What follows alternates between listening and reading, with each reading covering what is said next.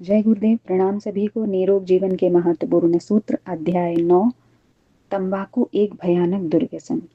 Last topic में हमने पढ़ा था कि जो मादक द्रव्य होते हैं उनमें पाए जाने वाला तत्व विषाक्त होता है और वो स्लो पॉइजन की तरह होता है, तो वो धीरे धीरे हमारे शरीर को अंदर से खोखला करता है। आइए इसी श्रृंखला में आगे बढ़ते हैं। मादक द्रव्यों द्वारा स्फूर्ति बढ़ाने का भ्रम। ना समझ लोग नशों से आरंभ में उत्पन्न होने वाली उत्तेजना या नकली स्फूर्ति को भी लाभ समझ लेते हैं।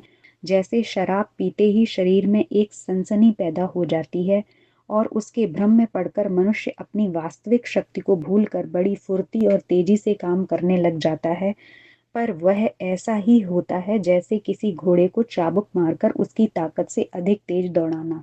इसका परिणाम यह होता है कि जब नशे का असर मिट जाता है तो मनुष्य को पहले से कहीं अधिक थकावट और कमजोरी मालूम पड़ने लगती है। वास्तव में किसी भी नशे से मनुष्य की शक्ति नहीं बढ़ सकती, केवल शरीर की संचित शक्ति में एक उबाल सा पैदा होकर वह शीघ्र ही खर्च या बर्बाद हो जाती है और तब मनुष्य खोखला होकर पहले से भी अधिक पस्त और कमजोर होकर पछताने लगता है।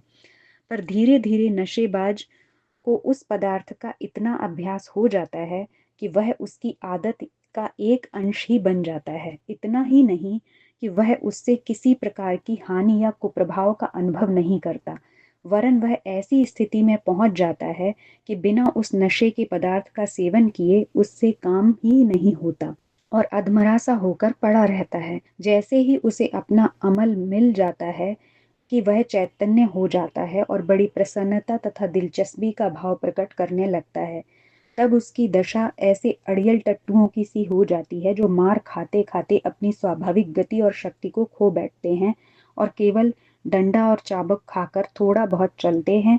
जो लोग नशे की तारीफ करते हैं और उसे ताकत देने वाला बतलाते हैं, उनको इन्हीं डंडा खाकर चलने वाले टट्टुओं की श्रेणी में समझना चाहिए।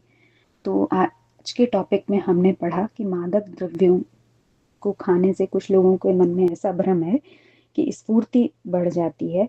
ऐसा नहीं है, वो ऐसा ही है कि जैसे आप किसी घोड़े को चाबुक मारो और वो तेज दौड़ने लगे, लेकिन बाद में उससे फिर जैसे ही नशा उतरता है तो बहुत थकान हो जाती है।